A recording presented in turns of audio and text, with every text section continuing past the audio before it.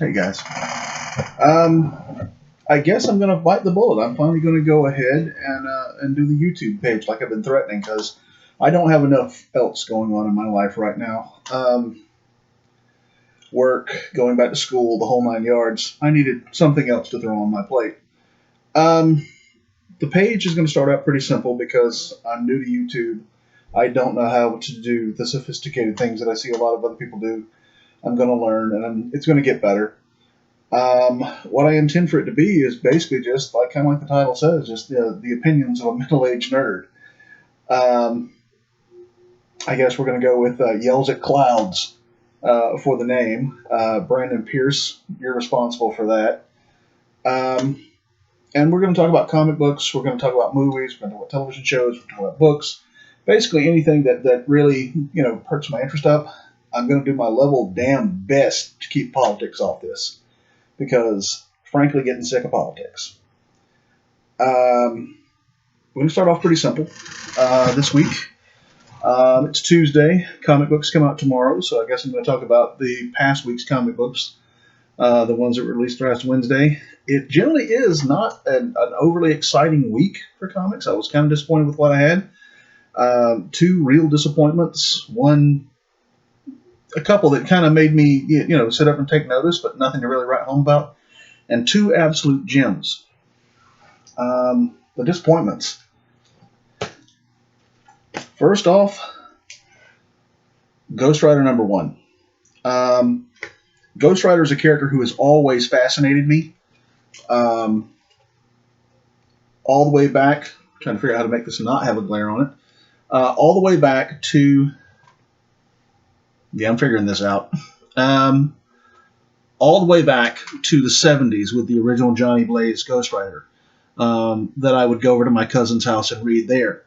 In the 80s, we had the second Ghost Rider, or the third or fourth, depending on how you look at the continuity, Danny Ketch. A very different Ghost Rider.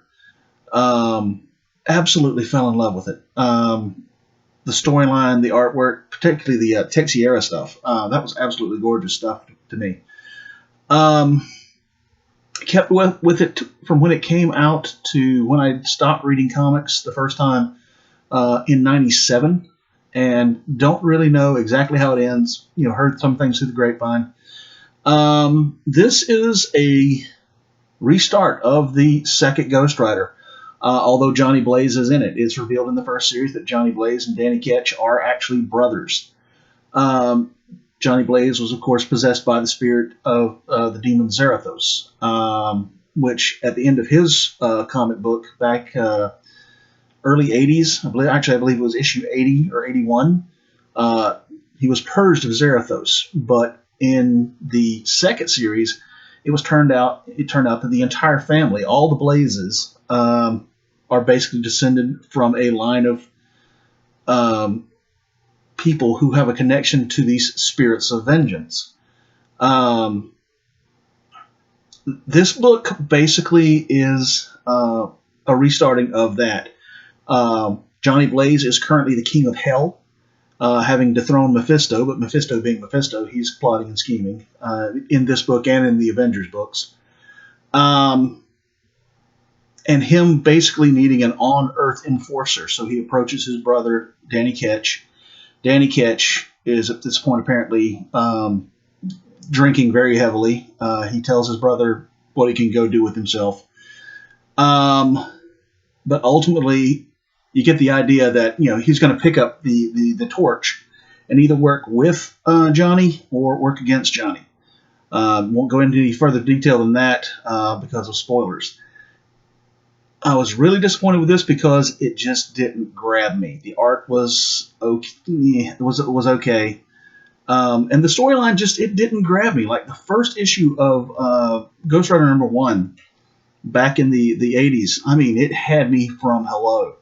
And this just isn't doing it for me. So I don't know if I'm going to continue this or not. You might check it out. It might be to your liking, so see what you think about it. The second book that disappointed me this week, and this is kind of a heartbreaker because the past several issues have just been so good. It's Batman 80. the fight to take back Gotham. The past 2 or 3 issues has seen Bruce and Selina on Hawaii, with Bruce doing a very good Tom Selleck Magnum PI impersonation. And basically them coming to terms with what happened, her leaving him at the altar, how badly it messed him up. I'm assuming by now they both know, or they're figuring out, that it was all part of Bane's plot to break the Bat, not just physically break his back this time, although that does happen, but to break him mentally, psychologically, emotionally. Gotham is run by the criminals. Bane and Thomas Wayne Batman are basically running Gotham, and Gotham has been written off as a no man's land. The government has given up on Gotham and given it over to the running of the criminals, who've pretty much inserted themselves at every level of Gotham's law enforcement. And in this, it's Batman and Catwoman systematically taking out the bad guys at the street level. I won't mention any names because spoilers, just in case you haven't read at this point, but they basically pick them off 1, 2 at a time. And at the end of it, you're left into doubt as to what's going to happen next. But basically, Thomas Wayne Batman gets orders from Bane to publicly kill the boy and put him on display, this being Damian Wayne Robin. And it ends with Batman basically saying, my dad will have reinforced the manor by now with traps I can't get past, and he's going to have to basically make a choice. And it ends with basically Thomas Wayne with his 45 pointed straight at Damian's head. It really should have done more for me because I absolutely love Tom King's Batman. I think it's great, and I've met Tom King. He's actually a really great guy. But I wasn't really impressed with this one. It was too much too quick. He's taking out several major villains like it's not even a difficult thing. Admittedly, he's had time to train. He's fired up. He's on a roll. And I'm almost ashamed for saying this, but I'm really disappointed with the artwork. John Romita Jr. It just didn't grab me. I guess it's like that sometimes. You can't have a perfect thing every single time. All right. Of note, just things that were not particularly of any great flaw or on the other hand of any great report. But we had Savage Land Avengers number 6. And this was basically the buddy movie that you've kind of always wanted. Conan the Barbarian and Frank Castle the Punisher. What really grabbed me about this issue, it's a no frills issue. There's nothing really, anything high or low about it. But it's kind of something you would expect these two to be able to do. They literally walk out of the Savage Land, towing Frank Castle's family behind them. And they walk across Antarctica to, I believe it was McMurdo Air Force Base, the Air Force Base that they've got down there, on the edge of Antarctica. And from there, they basically, hop a ship and go to South America. It ends with a very strange cliffhanger. And again, spoilers, I'm not going to say what it was, but I basically did arch my eyebrows. I'm like, what in the world? But, it ends about how you'd expect. Two guys who have more or less been there, done that, burned out, lost their faith, but still kind of sort of believe. It's two guys, that you would expect would get along, and they do. When they finally make it back to civilization, they eat till they can't eat anymore. They drink till they can't drink anymore. Then they get up and they eat again, and then they part and go their separate ways. All right. It's a book I felt like could have been done a whole lot more with, a story that could have been done a whole lot more with. And Savage Avengers has been surprisingly good. You've got these disparate characters who you would not think would really work well together, but they do. And of course, you've got Conan entering the mainstream Marvel universe, which is kind of cool, but odd at the same time. Anyway, this one was, I wish it had been more than what it was.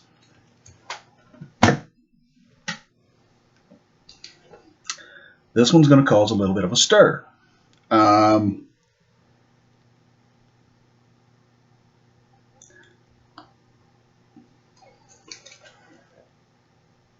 Yeah, Vengeance of Vampirella.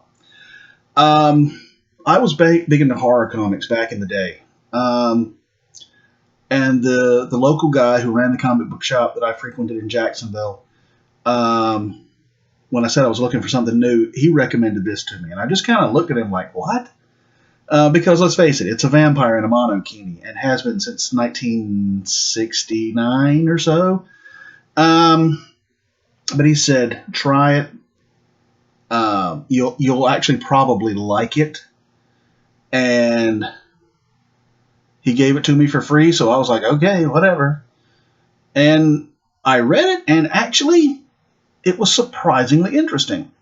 It incorporated a lot of Judeo-Christian stories in it. They revealed that that Vampirella, who had basically had forever and ever a Superman ripoff origin, she was the survivor of a doomed planet who came to Earth, stranger in a strange land.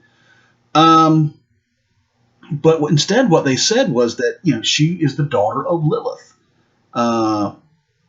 Adam's first wife, according to Kabbalah and Judaism, and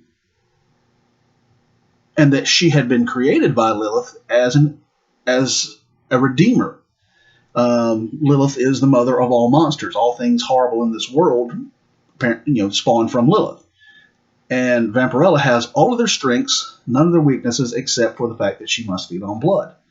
And she was created to basically undo all the evil that Lilith had let loose on the world. And if she could do this, then there was a possibility of her redemption. Lilith's redemption. Got the hiccups.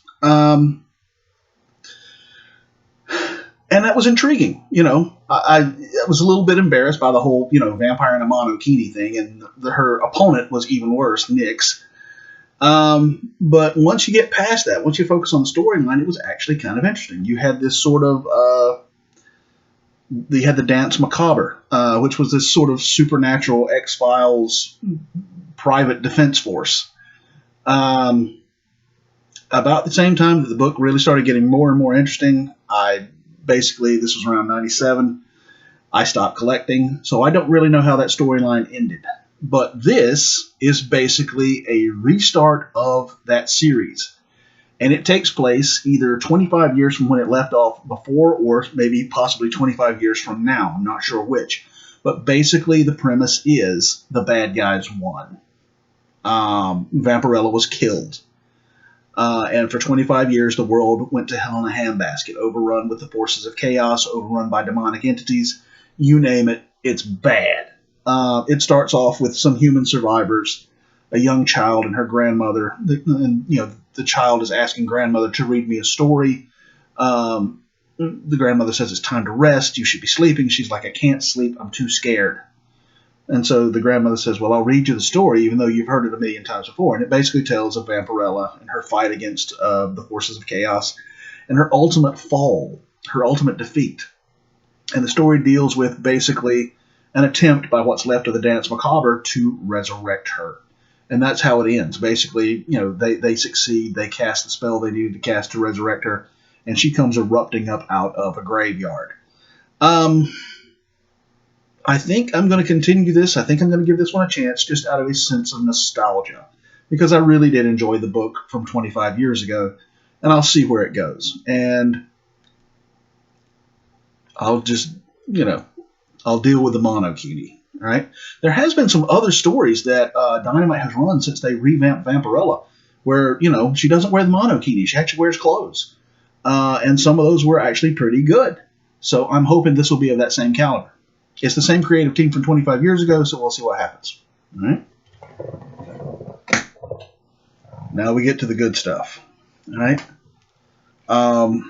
As some of you know, I will post a shot of a book on Facebook if it's a really exceptional book. And right now, there's nothing better in comics than Hickman's House of X, Powers of X.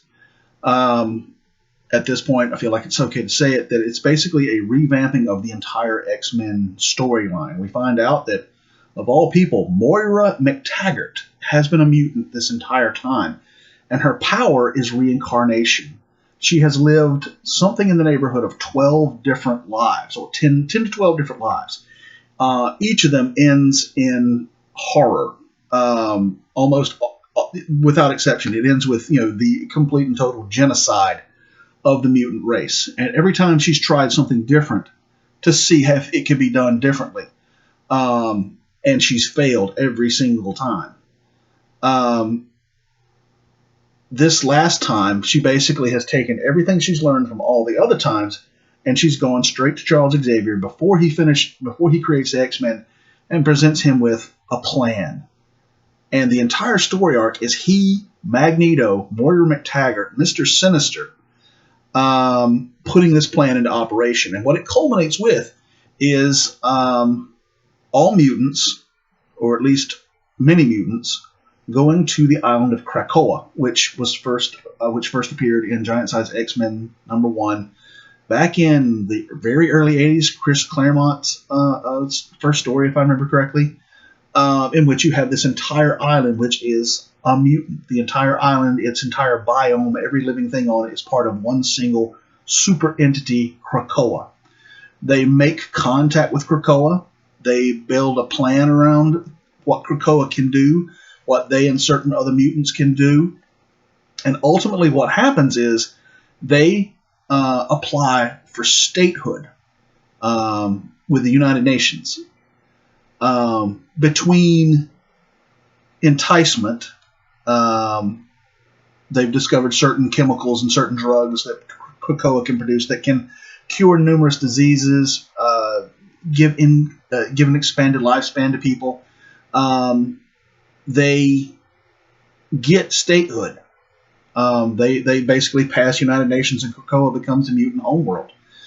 And it's the equivalent of rewriting the Bible. That's what I've told my friend Alexi repeatedly. Hickman's rewriting the Bible, and he's making it better. Almost every issue. I've only had one of these that just sort of kind of disappointed me, and even that was just like mind blowing. Every issue, he drops a bomb on you, and you're just left shaking your head, dear God in heaven. Like for instance, this particular issue, Xavier addresses the entire world using his telepathy. And in it, he in this address to the world, he says, I once had a dream that we could live together in peace and harmony. You taught me a harsh lesson that dream was a lie. And he says, from here on out, we're not even going to try to do that anymore. We're not going to make war on you, but we're also not going to let you continue to kill and murder us and falsely imprison us. From here on out, Krakoa will be our nation, and we will stand together as one. And you see the reactions of various people all around the world, everything from the common person to world leaders to the Avengers, the Fantastic Four, Doctor Strange. And ultimately, at the end of it, they get what they want. They achieve statehood. And they throw the party of all parties. You have Siren basically belting at Dazzler, and Dazzler turning that super hypersonic sound into gigantic fireworks. They set up a council that's going to be the leadership of this new mutant nation. Xavier, Magneto, Apocalypse, Mr. Sinister, Mystique, Storm, Nightcrawler, Jean Grey, a few others. And the first thing they do is they pass 3 laws. No mutant shall harm another mutant. No mutant will kill a human. Make more mutants. All right. They also carry out their first sentencing of the first punishment of someone who has broken their laws, and it's Sabretooth. And I'm not going to tell you what they did to Sabretooth because spoilers, just in case you haven't read this. And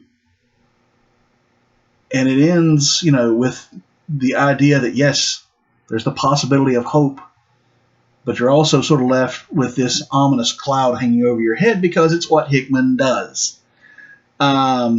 This is just, the whole series is great, and I can't recommend it strongly enough. All right. Okay, so saving the best for last, this is the piece de resistance. Harleen by Stefan Sajak. Forgive me if I'm mispronouncing the name. This deals with Harleen Quinzel, psychiatrist, and how she becomes Harley Quinn. And it's extremely well told. The artwork is absolutely gorgeous. And what we get is that from basically the get-go, Harley, whose nickname she got in college, Harley, spoilers, I won't give it away, but it's pretty cruel. She got this nickname for basically after she slept with a professor. I won't give the rest of it away. We get the idea from how it's set up that Harley apparently has never been 100% stable, that she's always been someone who, at the very least, was very indecisive, someone who could basically be susceptible to a stronger personality, and who somewhat, how do I say it, issues of inadequacy. She basically gets a grant from the Wayne Foundation to investigate a theory that she has that the reason that you have these repeat hyper criminals, such as you see in Arkham and Blackgate, is because they have suffered a form of post-traumatic stress syndrome that has basically rendered them incapable of empathy. So she gets a grant from the Wayne Foundation to investigate this. She investigates, or rather, she has sessions observing and communicating with a number of, the Rogues Gallery, Batman's Rogues Gallery. But the one she avoids is the one she's most fascinated with, the Joker. She's at once fascinated by him and terrified of him. And when she finally works up the nerve to finally have a meeting with him, right off the bat, you can tell he's immediately got his hooks in her. I can't recommend this book enough. I cannot recommend this book enough. Probably because of this poor quality camera. I'm using my laptop camera, and I'll get a better camera, I promise. You probably can't see it, but she's holding a mask. And this much of the mask, this is, Harley Quinn, right? This over here, you can maybe probably see it just a hair. This is Harleen, and she's been crying. Her mascara's running. I think this is going to be an excellent book. Just about all of the Black Label DC books have been incredible. I haven't come across one I haven't enjoyed yet. So yeah, definitely check this one out. I guess that's it for the first time out. Like I said, I'm going to do a whole bunch of different things with this, and hopefully it'll get more sophisticated as we go along. I'll get better quality equipment. I'll learn how to do things. I want to be able to do reaction videos. I'm probably going to see the Joker at some point soon. I've got just so much on my plate right now, I haven't been able to go. And I've basically been working up to seeing it because any movie that I've heard described as cringeworthy, Sam Leggett of JVS's review of it was a bit daunting. But I am going to go see it, and I'll give you my thoughts on it when I get back. All right. So I guess this is it for the first time out of the chute. I hope you guys enjoyed it. What does the people say? Like, subscribe, and share. I guess that's what we do. Anyway, I'll talk to you later. Have a good one.